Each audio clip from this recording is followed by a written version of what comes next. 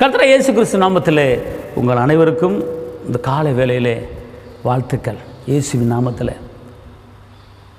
வெட்கப்படுத்தாத கர்த்தர் இன்னைக்கு உங்களை தலை நிமிர பண்ண வைக்க போகிறார். அல்லேலூயா. ஏசாயா 54:4 சொல்கிறது, பயப்படாதே நீ வெட்கப்படுவதில்லை, நாணாதே நீ இலட்சி அடைவதில்லை. பயப்படாத, நீ வெட்கப்படுவதில்லை, நாணாத இலட்சி அடைவதில்லை, கவலைப்படுவதில்லை, நீ வெட்கப்படுவதில்லை. அன்பார்ந்தவர்களே, இன்றைக்கி நம்ம வாழ்க்கை நல்லா இருக்குன்னு அப்படின்னு கேட்டால், இப்படிப்பட்ட வாக்குத்தத்தங்களை குறித்து நீங்கள் பேசும்போது நீங்கள் வெட்கப்பட்ட இடத்துல தலை நிமிருவீங்க.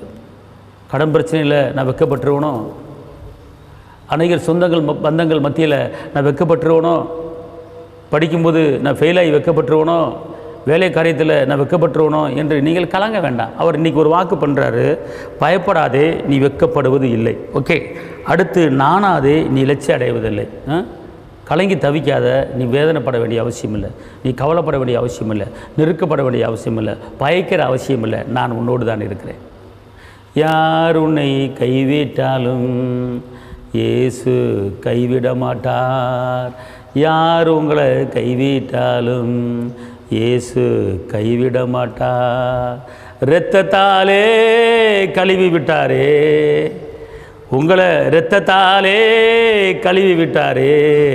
ரட்சிப்பின் சந்தோஷம் உங்களுக்கு தந்தாரே, ரட்சிப்பின் சந்தோஷம் எனக்கு தந்தாரே. உங்களை கைவிட்டாலும் இயேசு கைவிட மாட்டார்.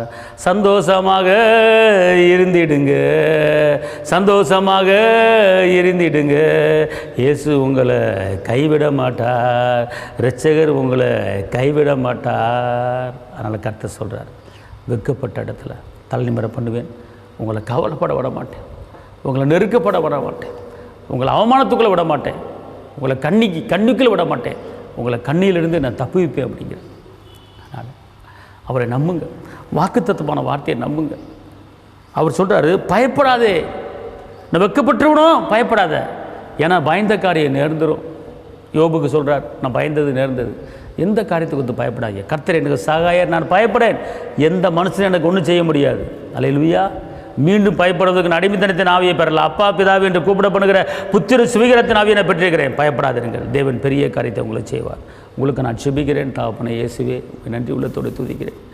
ஆண்டவரே, நாணம் அடைவதில்லை, வெட்கம் அடைவதில்லை, பயப்பட மாட்டீங்க, தைரியமாக இருங்கன்னு சொல்கிறீங்க. இந்த வார்த்தையை கேட்டுக்கொண்டு இருக்கிற கடன் பிரச்சனை மூலமாக, மனிதர்கள் மூலமாக பயந்து கொண்டு இருக்கிற ஒவ்வொரு தேவ பிள்ளை மேலே உங்களுடைய இரக்கம் கடந்து வரட்டும், உங்களுடைய தயவு கடந்து வரட்டும், உங்களுடைய வெற்றி கடந்து வரட்டும், உங்களுடைய பாதுகாப்பு கடந்து வரட்டும், உங்களுடைய சுகம் கடந்து வரட்டும். இந்த வார்த்தை கேட்குற ஒவ்வொரு தேவ பிள்ளை மேலே உங்களுடைய மகிமை இறங்கட்டும். காத்துக்கொள்ளுங்கள். இயேசுவின் நாமத்தில் பிதாவே, ஆமென். கர்த்தர் உங்களை ஆசீர்வதிப்பார். அல்லேலூயா.